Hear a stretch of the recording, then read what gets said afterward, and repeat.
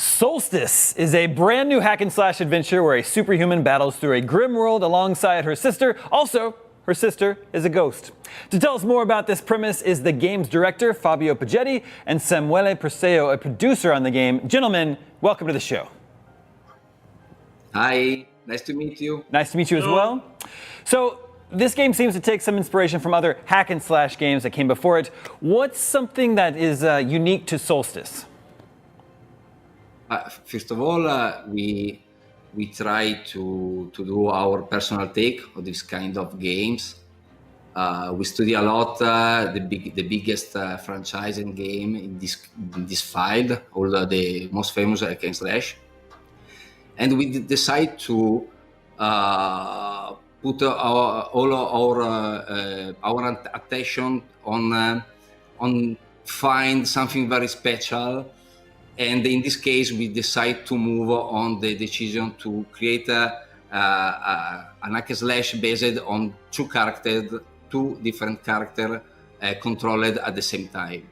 In this case, our game shows two sisters, Briar and Lute, and all the game is focused on these two sisters from both gameplay and story, of course.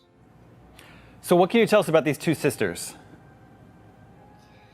Yeah, the idea of these two main characters born during several meetings with my designer, and during this meeting we decided to move on this kind of game in genre, and I love so much Japanese animation. Mangas, and I like very much dark fantasy, especially Berserk from Kentaro Miura and Claymore, and I find this opportunity very unique to try to create two strong characters using Berserk and Claymore as a reference, and with that in mind, we start to work around these two sisters with a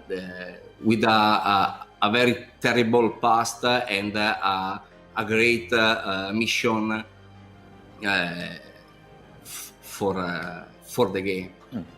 What we can tell you story-wise about them is that they're not the only ones in this world to have this sort of relationship between Swordman and the Shade. That's how we call the ghost, because these are sort of living weapons that have been created by religious order to face these enemies that come from the other side of the veil, from the dimension of chaos. So the idea is that you need this hybrid, this mix of different abilities to face these enemies.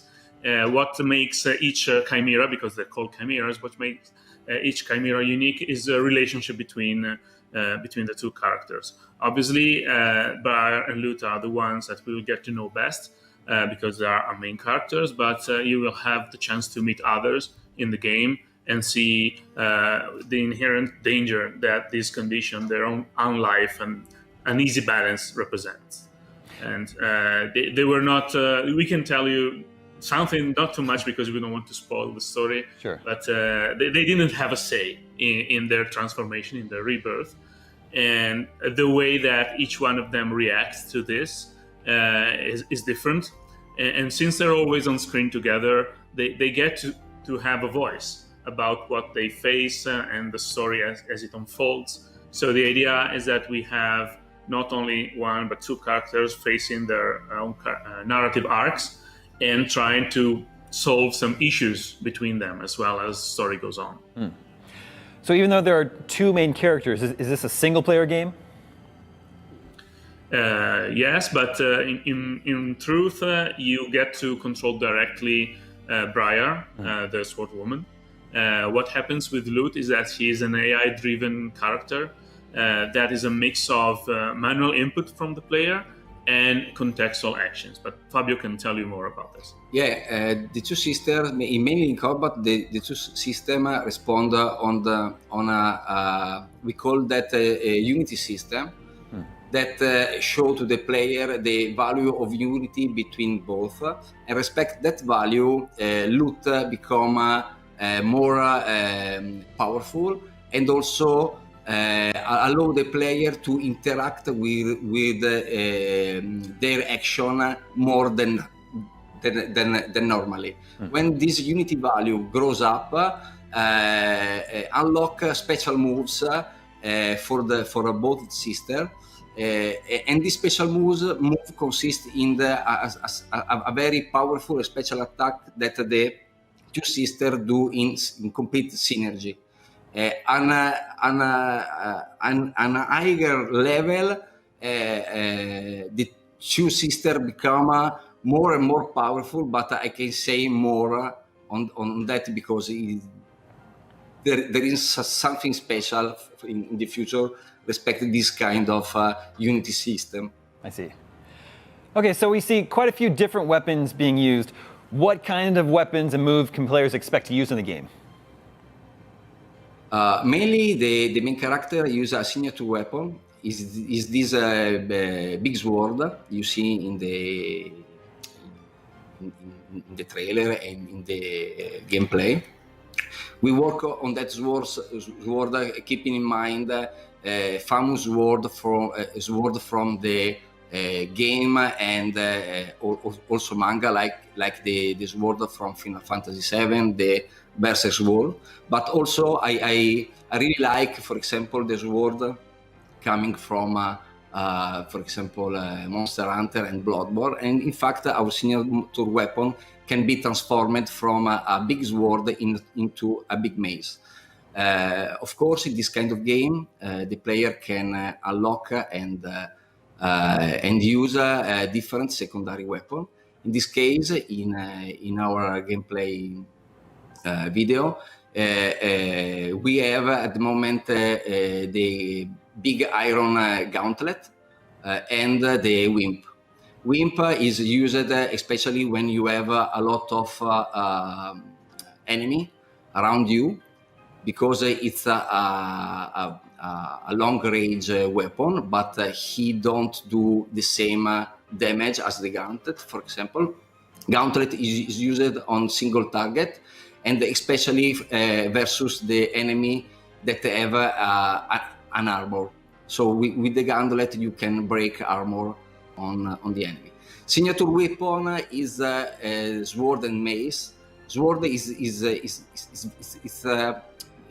it's not quick like the wimp or other secondary weapon you can unlock during the game. Is the balanced weapon for the game, but also you can use mace to do a very impact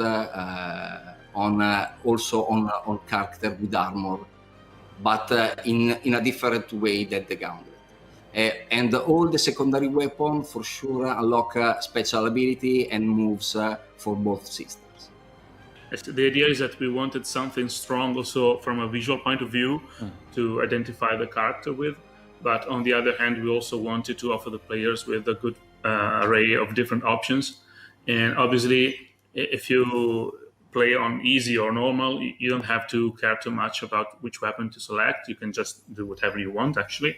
But if you go for a harder difficulty, the game expects that you select the best tool for each challenge that you're presented with. So it's really up to the kind of experience that each player wants to enjoy for themselves. And we hope to have enough variety for everyone to enjoy the game in this regard. So you mentioned Bloodborne. The monsters and environments are giving me big Bloodborne vibes. Were the From Software and Soulsborne games a big inspiration for Soulstice? A funny thing is the name of our game, Soulstice.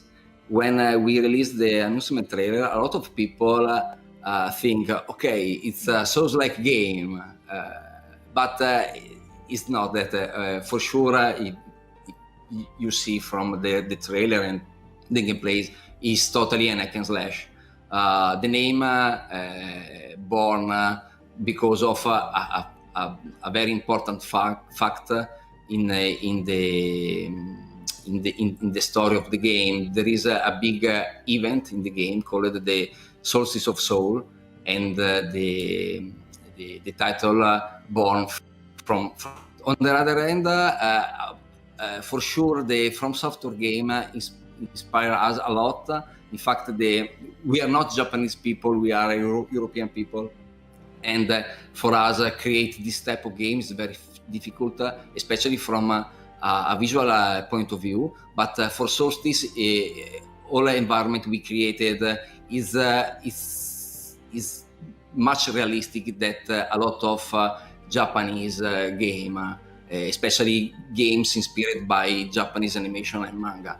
And for sure, From Software for us, it's the biggest example to make things very, and especially environment, very interesting because of mood. Because for us, the mood of the From Software game is very interesting, special, and unique.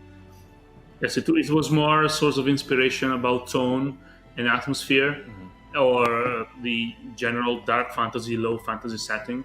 Not so much for gameplay, because in that case our sources of inspiration and references were just different. I see.